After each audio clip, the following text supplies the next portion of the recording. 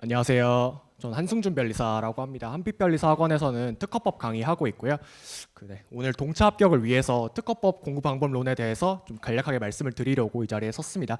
먼저 좀 말씀을 드리면 제가 동차 합격을 했냐? 전 동차 합격을 못했어요. 그럼 이제 너 뭔데 와서 동차 합격 공부 방법론 설명을 하냐라고 말씀을 하실 수가 있는데, 첫 번째로 저는 바로 뒤에서 제 소개를 하면서 말씀을 좀 드리면, 저 55회 변리사 시험 2018년에 치러진 변리사 시험에서 최연소로 합격을 했습니다. 그래서 누구보다 효율적으로 합격하는 법에 대해서는 자신 있게 좀 강의를 해드릴 수 있다, 이렇게 말씀을 드릴 수 있겠습니다.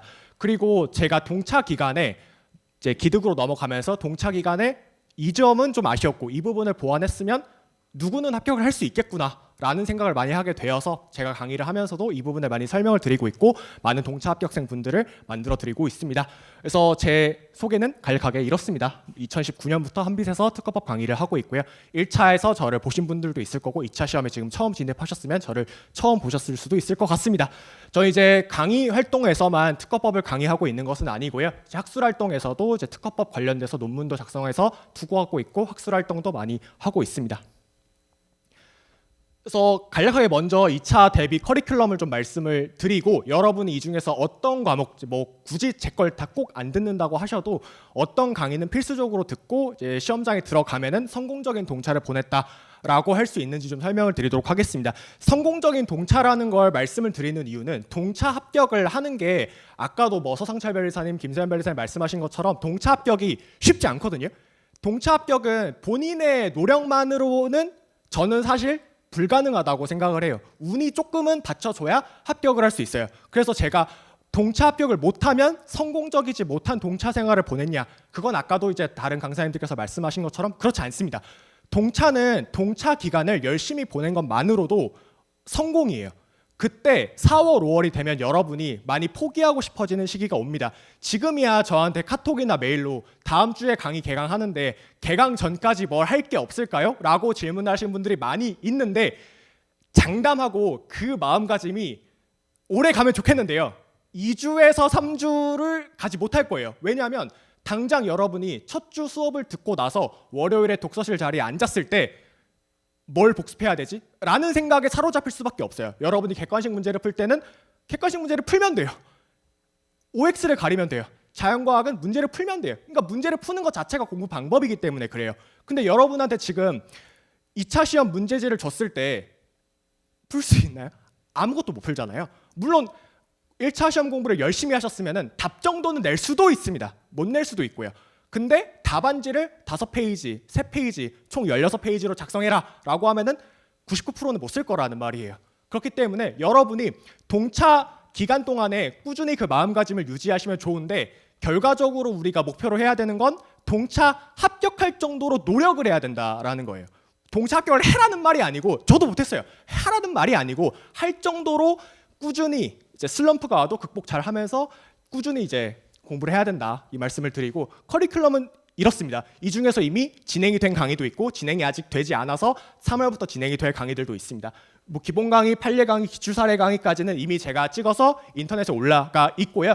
밑에 기초 GS, 실전 GS A, B, 최종 정리 이렇게 나와 있는데요. 여러분이 동차생이면은 이 중에서 필수적으로 들어야 하는 강의는 3개라고 볼 수 있는데요.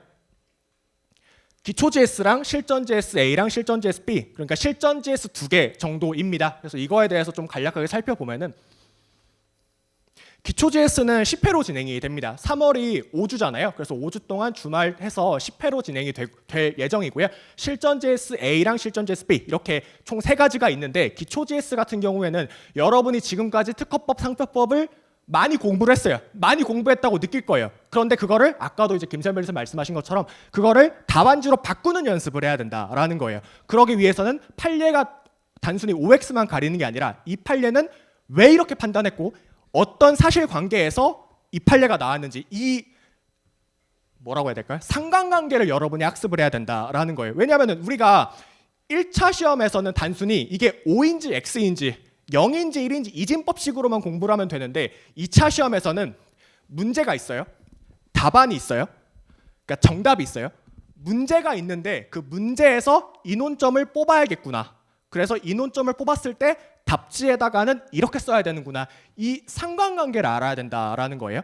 그게 처음에 안 될 거기 때문에 그거를 학습시켜드리는 강의가 기초GS입니다. 그래서 기초GS는 어떻게 보면 되냐면 제가 아까 이미 기본 강의는 진행이 됐다라고 말씀드렸잖아요. 그런데 여러분이 아직 특허법, 상표법에서 심도 있는 쟁점들은 조금 더 학습을 해야 됩니다. 그래서 사실상 기본 강의 더하기 쓰기 강의가 붙어 있는 게 기초GS라고 생각을 하시면 되겠습니다. 그래서 굳이 별도로 제가 기본 강의를 추가적으로 들으시는 건 시간이 남지 않는 이상 별로 권해드리지는 않고요. 기초GS를 듣고 여러분이 주중에 그거를 복습을 하고 그 다음에 계속해서 복습 위주로 공부를 하시는 걸 추천을 드리겠습니다. 기초GS에서는. 그래서 기초GS는 쓰기 입문 강의이고 그 밑에 있는 실전GS A랑 실전GS B가 있는데요. 이게 그 실전GS 같은 경우에 8회로 진행이 됩니다. 8회면은 하루에 4문제씩 푸는 거예요. 2차 시험은 2시간 동안 4문제를 푸는 시험이니까 8회 동안 하루에 4문제씩 풀면 32문제가 되겠죠. 실전GS A에서 32문제, B에서 32문제 합쳐서 64문제 문제를 여러분이 습득하고 시험장에 들어가는 거예요.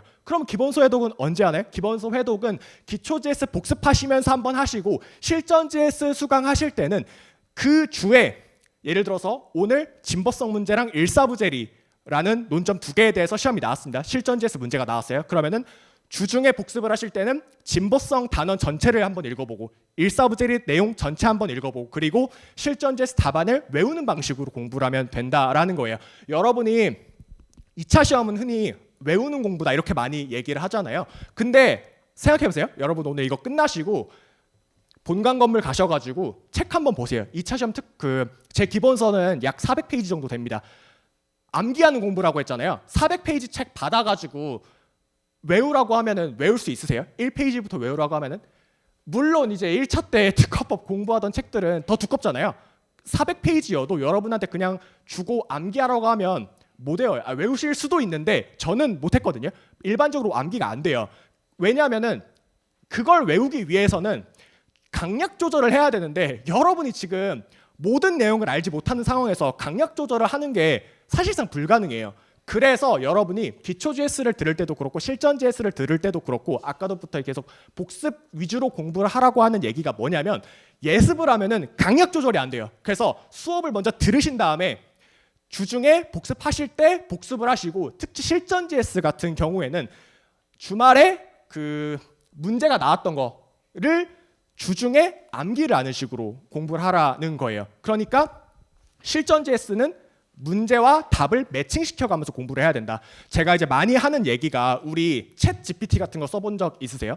인터넷에 있잖아요. 챗 GPT 같은 거 한번 생각을 해보면 그거는 어떤 언어 모델이 있는 거예요. 언어 모델이 있어가지고 거기에다가 인풋을 넣으면 아웃풋이 나오는 거잖아요. 여러분을 일종의 언어 모델이라고 한번 생각을 해보는 거예요.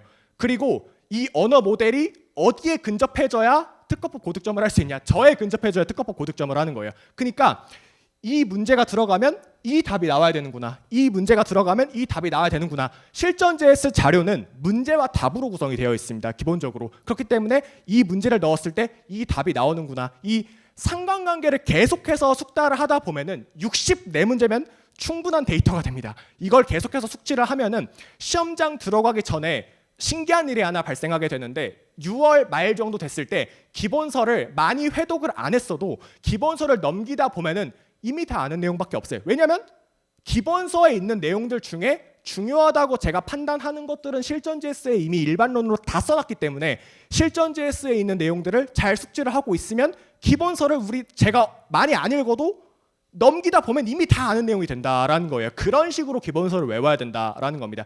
그래서 암기를 하라는 게 그냥 1페이지부터 400페이지까지 순서대로 다 외우라는 뜻이 아니고 실전GS에 있는 중요한 A급 논점들 위주로 먼저 다 외우고 그 다음에 좀 덜 중요한 거 그 다음에 외우고 이 순서대로 공부를 해야 효율적으로 공부를 할 수 있다라는 겁니다. 이해가시죠? 이게 하나 있고요. 그래서 커리큘럼은 대략적으로 이렇습니다. 그래서 이건 하나의 예시고요. 제가 가장 추천드리는 방식은 민사소송법 같은 경우에는 기본 강의랑 사례 강의, 기초GS, 실전GS 다 들으시는 걸 추천을 드리고 특허랑 상표에 대해서 좀 말씀을 드리면 특허 같은 경우, 상표 같은 경우에는 3월달에 기초GS를 다 수강을 다 하신 다음에 그 4월, 5월, 6월에 제가 가장 권장해 드리는 것은 특허 2개, 상표 1.5개 또는 뭐 특허랑 상표랑 합쳐서 뭐 4개 정도 실전GS를 수강을 하시는 걸 추천을 드리고요.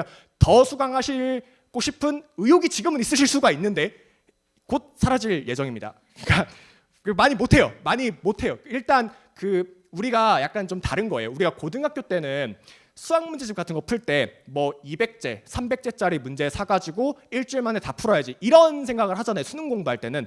이거는 그렇지 않아요. 이거는 우리가 소화할 수 있는 만큼만 해야 된다라는 건데 정말 무슨 뭐 폰 노이만이다 자기가 그 정도 수준 아니면은 특허 2개, 상표 2개 정도가 최대고 저는 기득 때까지도 특허 2개, 상표 2개를 이제 기준으로 삼아가지고 공부를 했습니다. 그러니까 여러분은 더더욱 특허 2개, 상표 2개 또는 뭐 특허 2개, 상표 1.5개 이런 식으로 조절을 하셔가지고 실전제 수강하시면서 실전제수 외우는 방식으로 한번 공부를 해보시는 걸 권해드리겠습니다. 물론 이제 답안을 그냥 싸그리 다 외워라 이런 얘기는 아니고요. 뭐 이 문제에서 어떤 논점을 뽑아야 되고 이 문제에 대응되는 일반론은 무엇이고 여기서는 어떻게 결론을 내려야 되고 이런 원리를 이해하고 숙제하라라는 말입니다. 그렇습니다. 그래서 이 정도가 동체생 커리큘럼이 될 것 같고요. 그래서 가장 많이 이제 질문하시는 것 중에 일주일을 도대체 어떻게 보내야 되냐 이런 질문 저는 사실 예전에 이게 되게 고민이었어요. 도대체 다들 주중에 뭐 하다가 주말에 이렇게 학원에 오는 거지? 이 생각을 많이 했었거든요. 이렇게 하시면 좋겠습니다. 우리가 지금 당장 3월부터 말씀을 드릴게요. 3월에는 우리가 기초 JS를 듣잖아요. 기초 JS는 하루에 2문제씩 쌓입니다. 첫 주는 쓰기가 없는데 두 번째 주부터는 하루에 2문제씩 쌓여요. 토요일 2문제, 일요일 2문제씩 쌓여요. 그러면 주말에 과목당 4문제가 쌓이죠. 그러면 일단 첫 번째 월요일은 쉬세요. 초반에 의욕 넘친다고 막 아니야 난 월요일에도 할 거야 이렇게 하지 마시고 월요일은 좀 마음을 좀 놓으시고 쉬시고 화수목금 공부를 하신다고 생각을 하면 되는데 화수목금에 한 문제씩 균등하게 배치를 하는 거예요. 그래서 하루에 한 문제씩 이 문제가 나왔을 땐 답이 왜 이렇게 써줘야 되고 이 문제가 나왔을 땐 답이 이렇게 써줘야 되고 이 상관관계를 한번 숙지를 해보자라는 겁니다. 그런 식으로 숙지하고 그 과목에 배정된 시간 동안 그 한 문제를 다 암기를 하신 경우에는 그 외의 시간에 기본서 진도 나갔던 거를 읽는 거예요. 그런 식으로 공부를 하시면은 일주일을 이렇게 보낼 수가 있습니다. 이거는 뭐 기초 JS 들을 때는 그렇게 될 거고 실전 JS 같은 경우에는 하루에 2문제씩 복습하면 되겠죠. 특허 상표 실전을 동시에 듣고 있으면 특허 2문제, 상표 2문제 이렇게 공부를 하면 되겠습니다.